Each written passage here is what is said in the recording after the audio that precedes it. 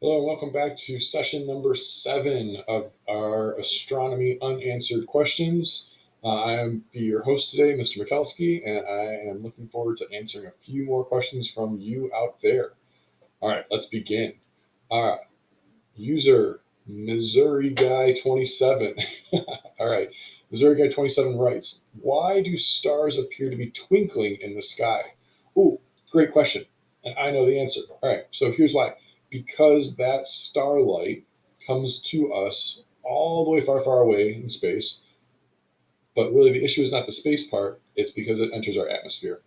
Our atmosphere is made up of moving particles, air, little bits of gas, and well, it's all gas, right? The air and things like that. But little bits of dust and other things like that, water droplets, moisture, things like that. And so all those things cause the starlight to twinkle. It appears that stars twinkle, what is it? Twinkle, twinkle, little star, right? So we have nursery rhymes about this. But yeah, it turns out that the stars themselves are not actually twinkling. Some stars do have a pulsing nature or other things with their light curve, if you will. But the stars that we see twinkling, it's simply because that light is traveling through the Earth's atmosphere. If you were to not have an atmosphere or go out beyond our atmosphere, you would not notice this as much. This is also why on Earth we have a lot of our ground-based telescopes are in locations that are dry. So think of deserts. There's a lot out in, I believe, like Arizona, New Mexico-ish area in the United States, and there are some telescopes, I believe, up in like the mountains of Chile, if I remember correctly, that are pretty famous, large telescopes. And part of the reason for that is weather. Well, two things. So weather in a desert region is going to have very low moisture content in the air, so that will have less effect on that twinkling, that effect of the starlight coming through. The other part is then go to the mountains, which again in Chile or Chile, however you say that, right, is that as you are up higher in Earth's atmosphere, then therefore there's less atmosphere above you as you're looking out of it. And so to be up high in on a mountaintop, you will actually have less of that twinkling, less of that effect on the stars and their light as it comes down to you and to your telescopes. My understanding is that telescopes now, there's technology to correct for that, but you're now applying some form of an adjustment to your image as opposed to taking a raw, pure image and being able to evaluate it directly.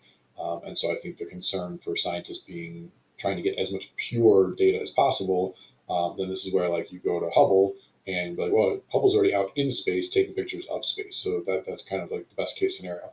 But if we're talking about the ground-based telescopes and observatories, then we want to try to eliminate any of those aberrations, right? Any of those things that might get in the way up front. All right. Missouri Guy 27 says, number 2, is there a way to get rid of or destroy a black hole? Um, Not in the classical sense, to my knowledge. Simply because if you thought of like, what are all the things that we could do to like rip something apart and break it down, okay? And so you might be like, well, let's go blow it up and let's like do that. No, if you throw anything, you throw a whole planet at a black hole, and it's just going to eat it, and it's gonna grow. In fact, it's going to get like stronger, more or less. So that's not going to work. The other option is I don't know what other options there are. That's the only thing I can think of is like trying to blow it up. And the reason I think of blowing it up, there is a video that Vsauce does in conjunction with a guy with another YouTube channel called Minute Physics, and they talk about what would you do to try to blow up the sun? How could you shoot a water gun in space and put enough water on the sun to like put it out?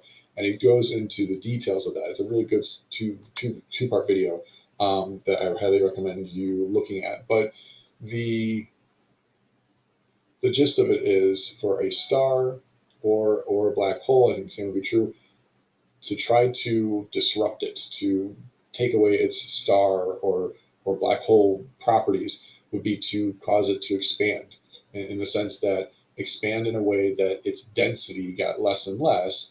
It would no longer, for the star, would no longer be able to undergo fusion because it would not have enough density. It would basically become a gas cloud again.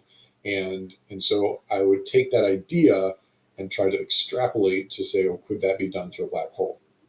And again, basic answer is no, but if there was some way to get a black hole to like re-expand, basically like stretch it back out so that way the gravitational pull is not so strong, then it would lose its black hole nature.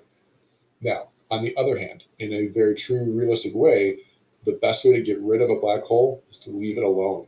Don't feed it. Hawking radiation. What is his name? Stephen Hawking, sorry, was a great astrophysicist and things, and he did a lot of work with astronomy and cosmology and whatnot. And he discovered, I don't know if that's the right word to use here, but anyways, came up with this concept of something called Hawking radiation. And the idea is that while we say a black hole, everything that goes in doesn't come out, and so therefore there is no energy, there's no information that escapes from a black hole. That would insinuate that a black hole will always continue to grow. Anytime you add anything to it, be it just light, be it actual gas or molecules or particles or matter, it will always take that in and nothing will come out. However, what he discovered is that there's this strange property that happens right on that cusp of kind of the event horizon. And the simplified version of it, as I understand, is that there's basically a particle and antiparticle creation in that location on the cusp, right, of the horizon. But what happens is that a certain number of those antiparticles will actually go into the black hole, whereas some of those traditional particles will escape because of where they're created and how they are created under this high energetic location. But because of that, the stuff that does escape is now matter. Matter is literally getting away. And so what that means is that as a net whole, black hole is losing mass over time. And so in a way, it's as though the black hole itself is evaporating. And so from that standpoint, if you don't feed a black hole, if it's just sitting by itself out in space and you leave it alone, it will eventually evaporate away into nothing and it will just disappear. And in fact, we have seen this. I believe we have, as humans, have created this scenario in some of our particle accelerators, the Hadron Collider in CERN, where you can make a microscopic black hole. But what happens is that they actually, because of how small they will evaporate so quickly that it's hard to even really analyze or get data on them. But that does in fact happen. So that even a little baby black hole, again, we're talking the size of like small atoms or things like that, will evaporate extremely fast. That you don't have to worry about it like swallowing up the Earth that people once were concerned about. All right, so I think that's enough on that question. Let's go to the next one, number 3. All right, third question comes to us from Missouri Guy 27, and the question is: Do you think there will ever be a way to travel faster than the speed of light, allowing us to travel backward in time? And if so, what do you think would be the best way to accomplish that? Okay, so I feel like this question is similar to the one about seeing into black holes. And so from that standpoint, I don't foresee us being able to figure out some way around traveling faster than the speed of light. Again, that's the limitation of my brain, my understanding, my forethought into the future. But I think that so therefore the traveling backwards in time is probably not going to be a thing. Sadly, I think it'd be really cool, but I don't think it's going to happen. Um, However, I don't think that will stop us from faster than light travel. So I say these two things meaning exactly like something slightly different. There is, have you ever heard of something referred to as a lighter than aircraft? Okay, so that's kind of like the idea of like a hot air balloon, or even like the Hindenburg, before it was crashed and burned, but things like that, where faster than light travel is not allowed by the laws of physics. Okay, but to travel through space faster than light is not allowed by the laws of physics. Okay, so follow with me for a moment, and we'll keep it brief-ish if I can. I can't get something to move faster than the speed of light. I can't get something to move the speed of light if that something has any amount of mass. Okay, even the smallest, proton, neutron, electron, quark, whatever. If it has mass, it cannot go the speed of light. Okay, there would take an infinite amount of energy in the universe for that to occur. Okay, so for my purposes, that's not going to ever happen. But that's not to say that we couldn't find a way to teleport in a way. And I use that term because it's a common term in like sci-fi movies and TV shows and things. But that concept of moving something from point A to point B faster than light would travel that distance. And the most realistic view of teleportation that I can understand, there is a quantum form of teleportation that scientists are working on for computers, like for real. This is real stuff, real science, not just like science fiction. But that's again, it's small bundles of energy, but they're able to transport them or transmit data information from one point to another faster than it would take light or even electronic signal to travel through a wire, which is generally considered to be the speed of light. Um, but the way we could do it with physical objects might be to take advantage of, again, the higher levels of dimensions. So if we can figure out how to understand those better and use them to our ability, or the idea of like a wormhole. Okay. If we can figure out how to either create or use or find and then maintain a stable wormhole, then perhaps there is, with that rip in the fabric of space-time, a way that we can travel from point A to point B in a time shorter than what it would take for light to travel a straight path. And so, from that perspective, faster than light travel, I think, will be possible. I feel it. No reason other than that. But I feel like that will be possible in the future. How far in the future? I'm thinking that we're like hundreds of years off. I don't know. That's a total guess, but it's going to be a while. But I think that would be the way to do it. Is that we'd have to take advantage of that travel. Now, that also means to me, though, that's not necessarily travel in time. Now, granted, if we can start accessing these higher dimensions, then maybe time becomes an available option to manipulate. But fundamentally, in my brain, I still feel like there's something about time that is just it's deep rooted in the universe. And even though we know it can bend and shift and warp and all that stuff with relativity and those effects, I don't see it going backwards. I see it as a more concrete substance, and I know it's not, but I just have a hard time personally trying to think of how, because of all the paradoxes and all the other things that go with it. But how could we possibly go backwards in time? Something that already happened. I don't know. So that's where I'm at. All right, great questions, Missouri Guy 27, and that took a little bit of time to go through. So awesome. Let me see if there's any more questions today. Looks like I got one more person in the queue here. So, codename Angel. All right. Angel is asking, what would happen to maybe to us in the future that could it be possible to break space and time? Okay. Well, Angel, I think this might be very similar to the last question that I just tried answering. That like what could happen to break space and time? Simple scientific answer is like, well, that's like what wormholes or black holes do, is that they are an infinite curvature of space time. And so, in a way, they are kind of breaking or tearing a hole through the fabric of space and time. So, I'd call that a break, right? But otherwise, like, is there anything that we could do, or what will happen in the future that could possibly make that happen? Yeah, that's kind of where you get into like the collapse of the universe, or perhaps if the universe stretched so much, is there a limit to the amount that the fabric of space-time can stretch, and maybe it could tear? I don't personally think so, but maybe that would be a way to do it. Okay. All right. Sorry, I feel like that's not the greatest answer, but that's what I can offer on that one. All right. Next question. Do you think we could live on a different planet? And if so, which planet would it be?